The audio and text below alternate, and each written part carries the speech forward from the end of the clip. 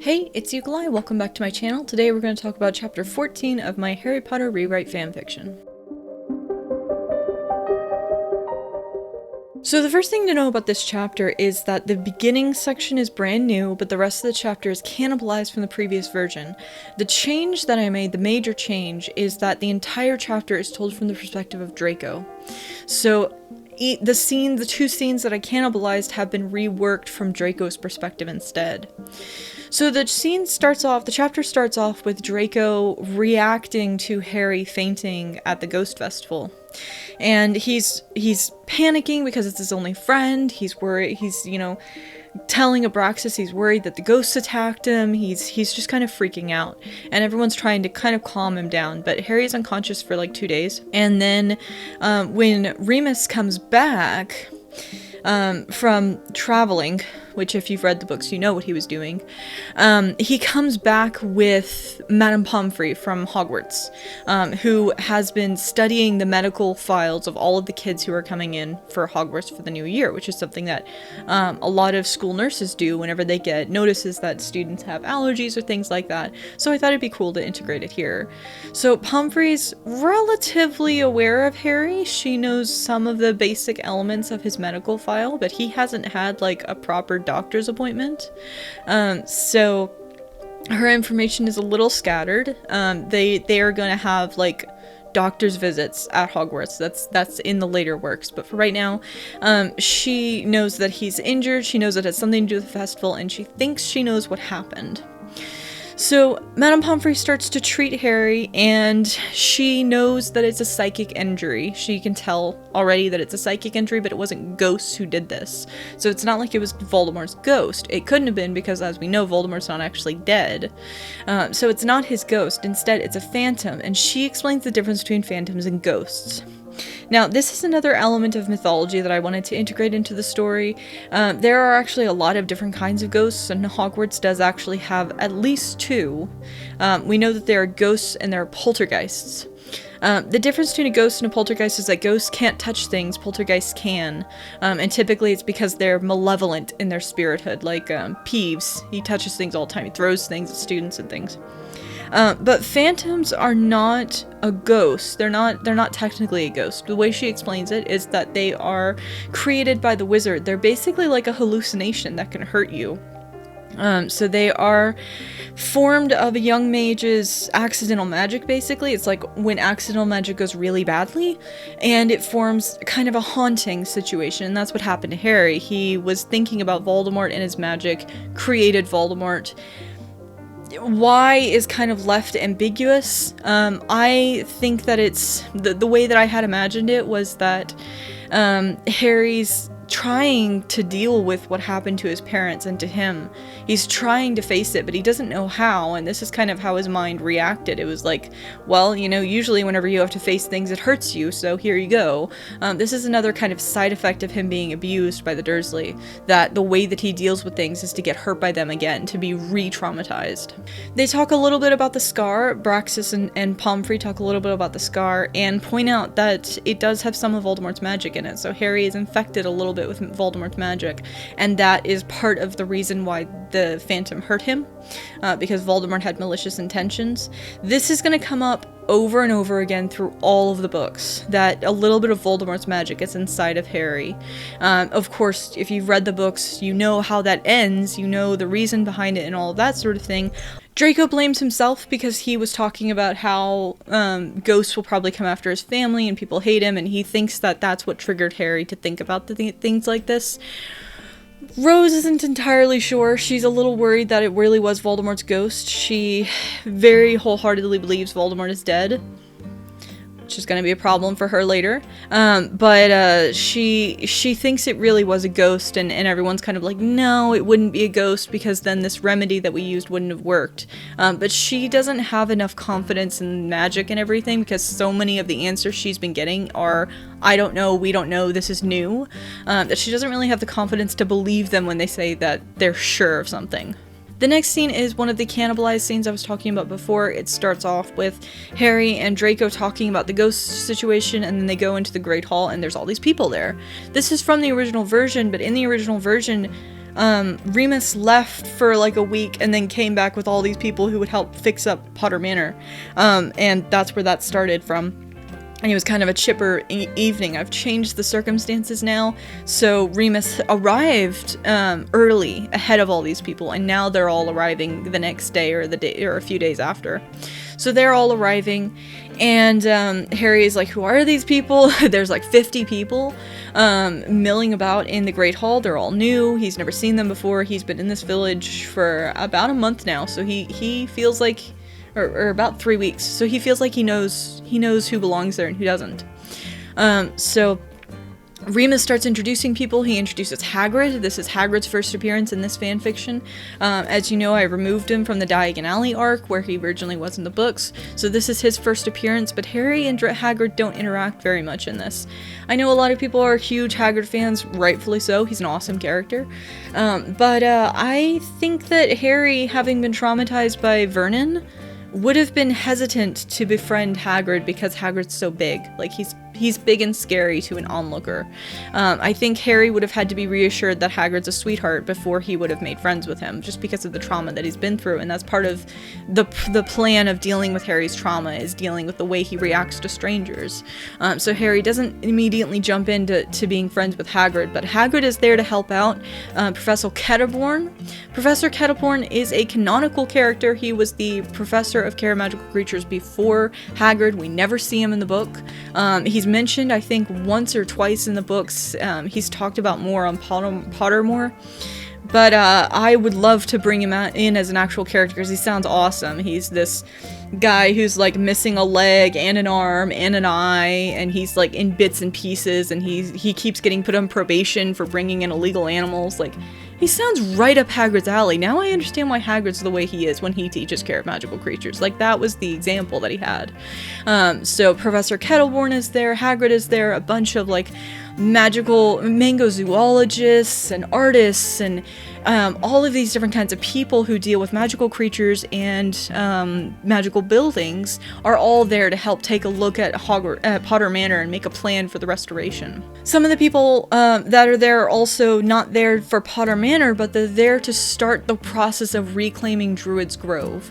Now, Druid's Grove, as I said before, is a grave, but it is also an ancestral home for many of these families, and many of them have not been there in 50 years or however long it's been since Grindelwald was there. So they haven't been there for a long time, and they're kind of starting to go through the process of reclaiming Druid's Grove to kind of get it back on its feet. So the process is starting here. It will be a very slow process, mostly because a lot of the families who are heading into Druid's Grove do not have the funds that Harry has to restore the house. As you will see in this fanfiction over the course of this summer arc, the Weasleys are doing all of this themselves. They're doing it by hand to save money. They don't have a lot of resources to work on this house, and they're doing it kind of to downgrade, because the Burrow is this like 4-bedroom mega cottage, and it's just a lot of work for Molly to deal with and put up with, especially all those stairs and her aging hips. So she wants to reclaim the old Pruitt house in Druid's Grove as somewhere to go during the school year while the kids are at school and at work. So that's the plan. So they're going to go fix it up now, and then that's where Ginny and Molly will be during the school year. We also meet the Lovegoods. We meet, I don't know how to say his name, to be honest. I think it's Xenophilus. Lovegood. The introduction that I gave is exactly from the 7th book whenever he's first introduced as a character. I just ripped that off to use it here. So the two of them are introduced, the two Lovegoods, and the Weasleys are introduced after that. We get the full introduction of the Weasley clan at this point, one at a time. They're all introduced, and Harry's very shy in front of them, and Draco does not like them. He doesn't want Harry affiliating with them because Draco is a snob, and he thinks that they're below them. So he's very antagonistic, and the fact that this chapter is from his perspective, you get to see the things Draco doesn't say, and holds back from saying because he doesn't want to upset Harry. But you see how kind of territorial and predatory almost he is, because I do want that to actually actually be his character. Yes, he's disarmingly charming and all of that stuff. Yes, he's a flirt. Yes, he has good intentions with Harry. He does actually want to be a healer and all of that. But he is still a product of his family. He's still a product of that pure blood ideology. And I wanted to demonstrate that in this chapter by showing his perspective of the introduction of the Weasleys and how he looks down on them and how he really, really dislikes them just because they're of the lower status. Something that I noticed when I was rereading the first book is that Ron is actually quite shy in the first book. Of course, he comes out of his shell once he meets Harry and, you know, makes friends with the other Gryffindor boys. But he is, at first, initially quite shy. And he says something on the train about how he's always in everyone's shadow and he just doesn't see any point in trying. And he kind of sounds really depressed. So I wanted to have that a little bit here, to have him be reserved and shy and kind of quiet. So in this chapter, we see kind of that shyness, and Draco takes it as problematic. He immediately is like, oh shit, we've got another shy kid. Harry's gonna like him. Oh crap. And so he becomes kind of defensive against Ron and tries to embarrass Ron on purpose, and kind of distance Harry from the Weasleys because he doesn't like their influence. He doesn't like the idea of Ron and Harry becoming friends. Then we get a discussion about Dumbledore. Harry insults Dumbledore immediately because he didn't approve of the way Dumbledore handled the letters. He thought Dumbledore was arrogant. So Draco, of course, is immensely amused by this, but the Weasleys are shocked, and there's this conversation about whether or not Dumbledore is a good headmaster. Draco gives a little inside information from the Ministry because his father works in the Department of Education. This is canonical. And he says that they're constantly fielding complaints about Dumbledore, about his lack of basically leadership, how he doesn't really do anything, how McGonagall handles everything. This is the perspective I get from the books. He doesn't seem to do anything. Like, the perspective that's given from the books is that he kind of just hangs out and, like, does knitting patterns all day, and he doesn't really do anything for the school. He certainly doesn't punish students very often, because every time a student gets in trouble, especially the trio, he's not involved at all. Professor McGonagall is. So his role as headmaster is just like, what is he doing? I don't know where J.K. Rowling got this from. That's not how headmasters work. Like, they're super busy. I'm a teacher. I see how much work my chair does. I know how much work the president of my college does. Like, they're really busy. They have a lot of work.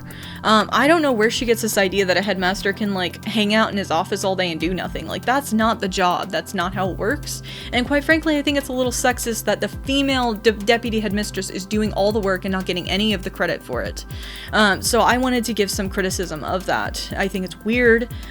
So Draco kind of wins this argument by pointing out that Dumbledore doesn't do anything, and he has allowed lackluster teachers, or Defense Against the Darkest Position, that's jinxed.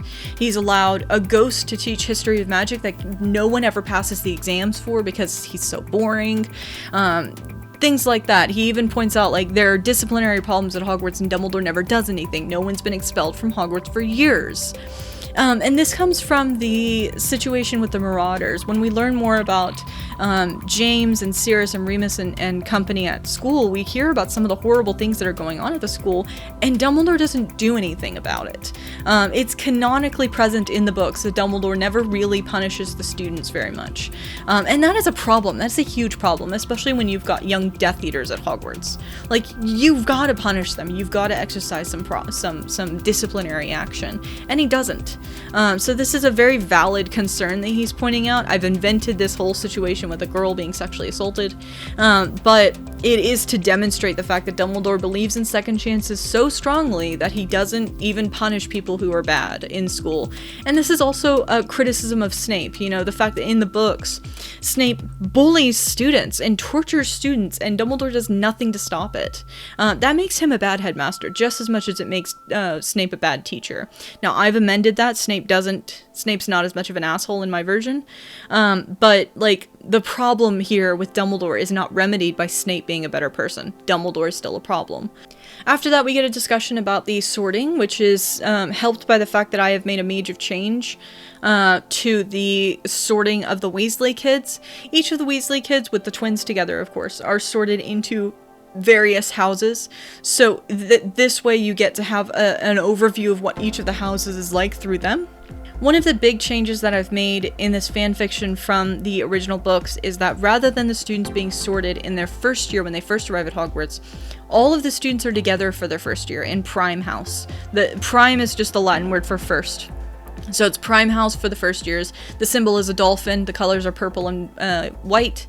I think I talked about this in the planning videos, but in case I didn't, I like the idea of a student every 2 years being able to resort into a different house if their personality has changed.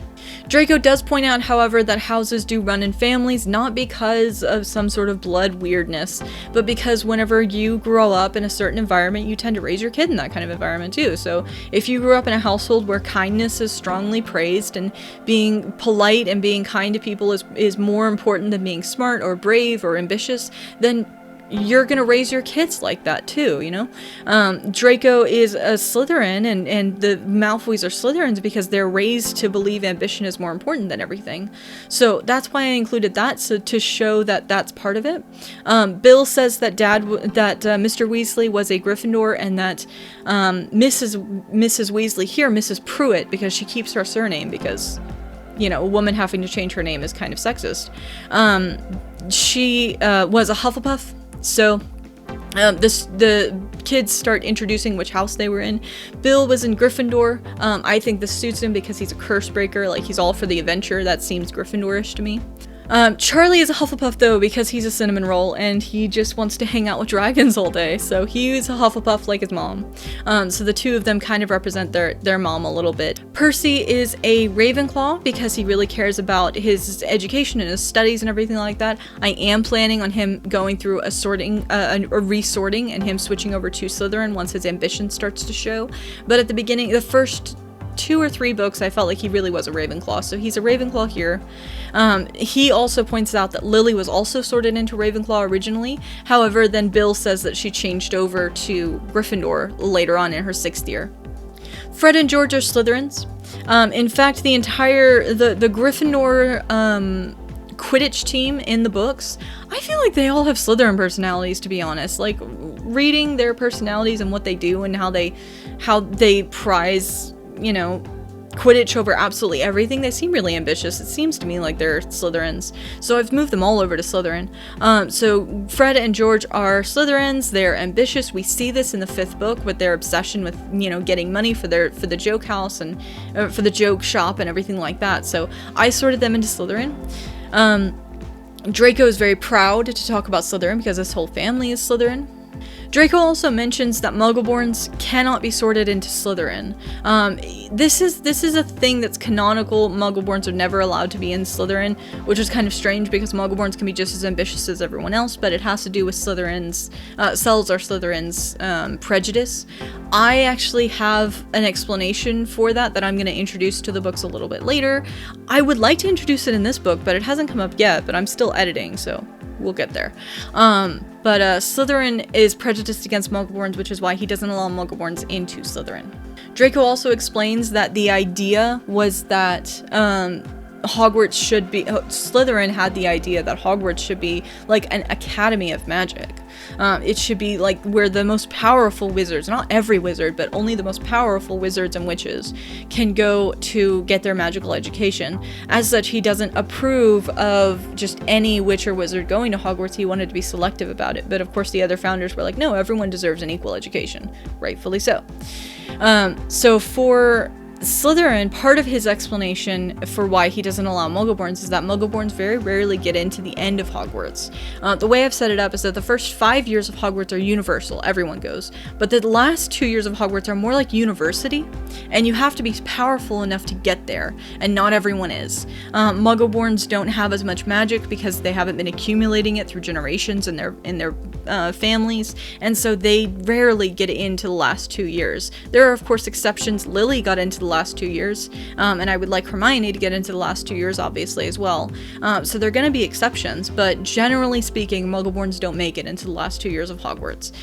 This was Slytherin's compromise with the other founders, basically, that he'll allow Muggleborns into the school, but he won't let them into his house, and eventually his ideology resulted in this division of the school where the last 2 years are kind of a university and a little bit more selective. They talk a little bit about exams, about newts and owls, and then they mention Quidditch. and Harry doesn't know what Quidditch is. No one's talked to him about Quidditch yet. So of course they have a discussion about Quidditch off scene.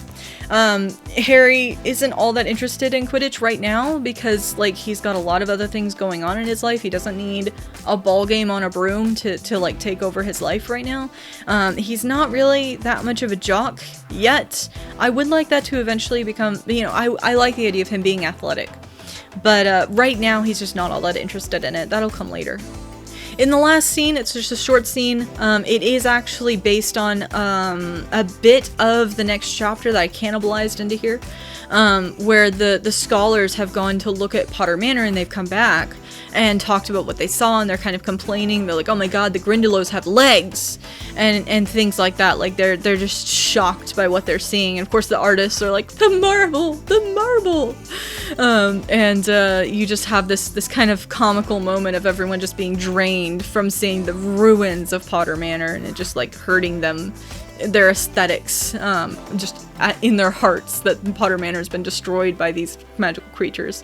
And it kind of highlights just how problematic it is in so many different ways, and how long it's going to take to fix Potter Manor. Again, to reinforce, Potter Manor is not going to be fixed overnight. It's not like Harry's going to go away to Hogwarts and come back to a fixed manor. That's not going to happen. It is going to take time to fix up the manor. At the very end of this scene, Draco tries to join Harry in his lessons with Zushifu, but she refuses. She won't teach him because the teachings that she's going to give him are based on Shanghai education, and that's not what Draco is supposed to have. And she is also going to be teaching Harry some Potter family secrets that she has learned from the Potter library, and she doesn't want Draco to be exposed to that. Grandfather Lee has forbidden it. He doesn't want those family secrets to leave the family without Harry's explicit permission. So this is a moment of kind of very quietly Grandfather Lee protecting the Potter heritage. Alright, that's it for chapter 14. I think this was a shorter chapter than usual. I feel like it was. But that's it for now.